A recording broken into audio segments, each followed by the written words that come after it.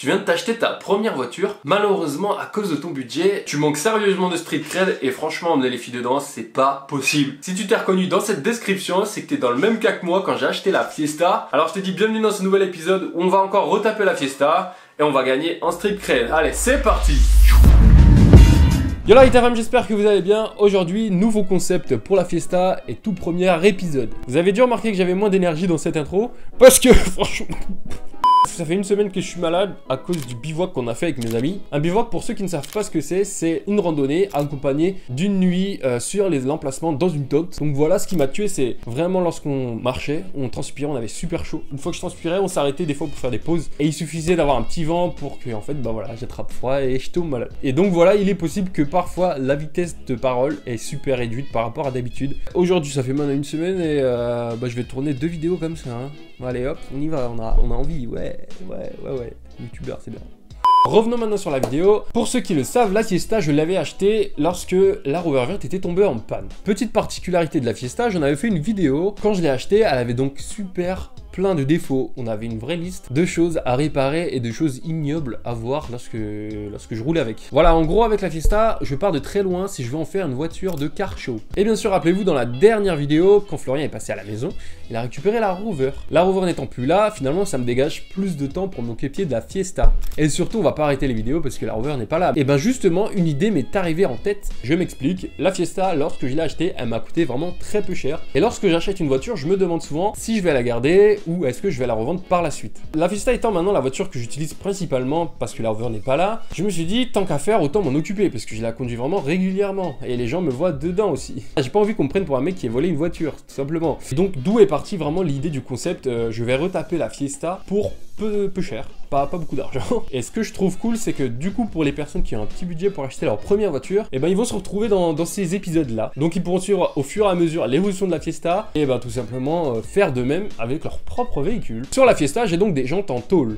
Les jantes en tôle sont différenciées des jantes en alliage d'aluminium. Tout d'abord, du premier coup d'œil, les jantes en aluminium elles brillent comme de l'argent. Une jante en tôle, on s'en fout un peu, on met du noir, bam bim boum, et on met ça sur les voitures d'origine avec des enjoliveurs. Les enjoliveurs que je déteste au plus haut point. Et vous allez comprendre après pourquoi. En ce qui concerne les jantes aluminium, généralement, elles sont plus légères que les jantes en tôle. Et le problème avec la tôle, qu'est-ce que c'est? Bah, c'est la rouille. Surtout si on a des enjoliveurs devant, ça rouille très vite. Et c'est vraiment dégueulasse. Donc c'est vraiment le cas de la Fiesta. Donc voilà, bien sûr, qu'est-ce que vous pensez tout de suite? Toutes les vidéos où j'ai fait de la peinture, et ben voilà, on va peindre les jantes aujourd'hui. Pour pas cher et pour avoir un effet vraiment garanti. Dans cette vidéo, je vais donc vous détailler les étapes à respecter pour pouvoir avoir une peinture qui dure et quand même plus ou moins agréable à voir. Petit avertissement par contre, je vais peindre qu'une seule face de la jante puisque derrière bah j'en ai pas besoin. Mais quand tu fais les choses dans les règles, tu fais devant, derrière. Mais bon, ici mes jantes en tôle je ne vais pas les garder indéfiniment. C'est pourquoi juste l'esthétique devant, ça suffit largement et vous allez même vous en rendre compte tout à l'heure. On peut d'ailleurs les peindre de n'importe quelle couleur. Les inspirations sont diverses et variées. Et donc voilà quelques images qui le représentent. Franchement c'est cool puisque ça laisse vraiment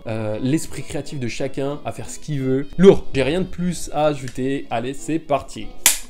Ok, donc pour commencer, je vais poser un bout de carton sur l'endroit où je vais peindre parce que je vais pas peindre n'importe quoi, n'importe où et laisser des taches partout.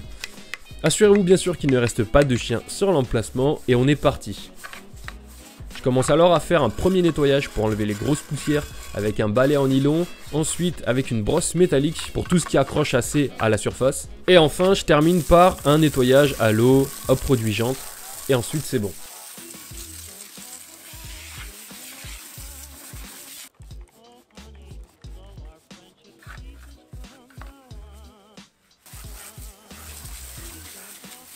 Une fois que la jante est lavée, elle n'en est pas pour autant propre. Regardez par exemple en séchant avec un chiffon, il y a encore beaucoup d'impuretés dessus. C'est pourquoi on a besoin de passer de l'alcool à 90 degrés pour la dégraisser et donc enlever tout ce qui pourrait empêcher la peinture et la primaire d'accroche d'accrocher.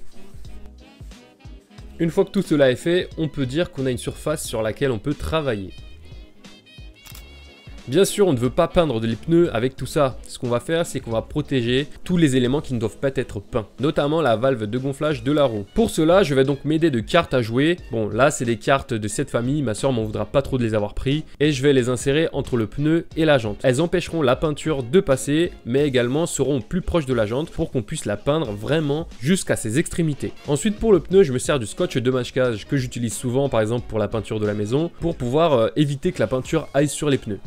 Une fois que le pneu est bien masqué, je peux alors commencer la peinture, ou plutôt appliquer la primaire d'accroche. Et ici, je vais donc passer à une vingtaine de centimètres pour pouvoir appliquer cette primaire d'accroche, afin qu'il n'y ait pas de gouttes et qu'il y en ait également assez sur toute la jante. Je vais alors passer 2 couches après 10 minutes d'attente entre chaque pour qu'elle ait le temps de sécher et qu'également elle soit assez épaisse pour pouvoir tenir la peinture et le temps.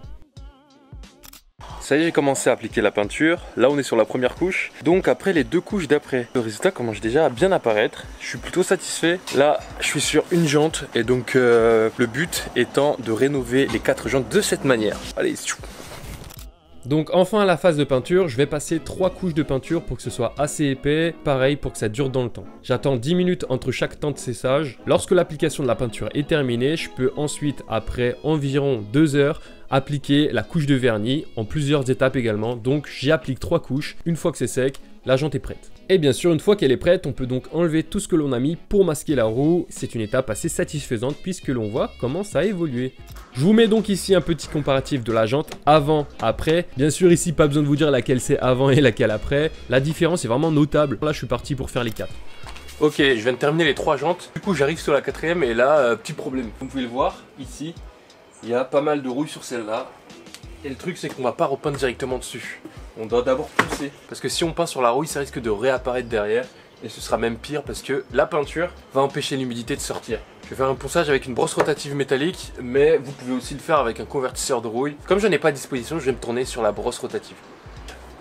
Et donc voilà encore de la rouille, et comme vous pouvez le voir, la couche est vraiment épaisse, ça fait vraiment des grosses poussières lorsque se passe la brosse rotative. C'est super important de l'enlever pour pas partir sur de mauvaises bases lorsque je vais repeindre la jante.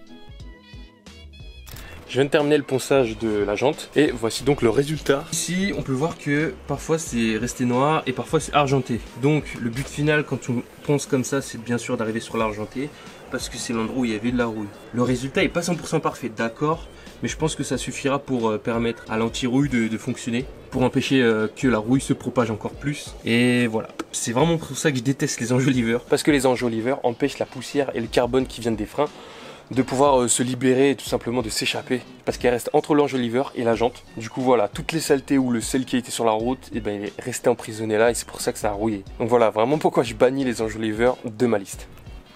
Ok, donc pour cette jante, j'ai appliqué une peinture anti-rouille que j'ai déjà utilisée auparavant dans ma vidéo et je vous la mets en lien dans la description. Vous appliquez ça avant d'appliquer l'après et le tour est joué. Il est maintenant temps de repasser à l'installation des jantes. Et sachant que maintenant elles sont peintes, je vais faire un petit peu plus attention lorsque je vais remettre les écrous pour ne pas rayer la nouvelle peinture que je viens de réaliser. Ça fait maintenant 3 jours que j'ai installé les jantes et qu'elles ont donc été terminées. Elles ont bien eu le temps de sécher parce qu'en plus pendant ces derniers jours, il a fait un temps comme ça. Donc perfecto pour le séchage. Là ce qu'on va faire c'est du coup dernier test final mais qui va nous dire si mon opération était une réussite. On va aller au lave-auto et on va mettre ces jantes à rude épreuve pour savoir si la peinture va tenir. Allez c'est parti. Ça y est on est arrivé au lieu où on va faire le test pour les jantes. Donc voilà, d'abord je vais vous les présenter comme elles sont les jantes maintenant. Elles sont voilà, bien brillantes parce qu'elles viennent tout juste d'être peintes. Donc pour l'instant aucune éraflure, pas de peinture qui s'écaille, pas de vernis, rien du tout. Et donc le lieu où on est, c'est donc ici. On est au lave-auto automatique. Surtout, vous avez vu qu'il y avait des brosses. Il y avait des brosses et des gros boudins. Et ça, je sais que c'est très mauvais pour la peinture. Mais bon, quand vous avez une Fiesta avec la peinture que j'ai, vous ne vous posez pas trop de questions. Donc là, ce qu'il y a, c'est que ça va donc brosser les jantes super fort. On va voir si ça va résister. Puis on verra le résultat juste après. Donc vous allez le voir ici, le but de ce test c'est vraiment hardcore. Ces boudins là, ils vont attaquer les jantes en plein face. À ce jour, je n'ai pas plus violent pour tester la peinture sur les jantes. Comme vous pouvez le voir, on a les grosses brosses avec plein de poussière des anciennes voitures qui étaient déjà passées, qui vont donc s'appuyer complètement sur les jantes, avec une certaine force quand même. Et pareil, hein, sur toute la carrosserie aussi, on a les rouleaux. Bien sûr, surtout, faites pas trop ça parce que ça abîme la peinture de la voiture, ça ajoute plein de micro-rayures. Vous pouvez le voir comment je suis dévoué pour vous faire des tests vraiment super pertinents. Ça y est, je sors tout juste du lave-auto, donc voilà, je suis dans la voiture.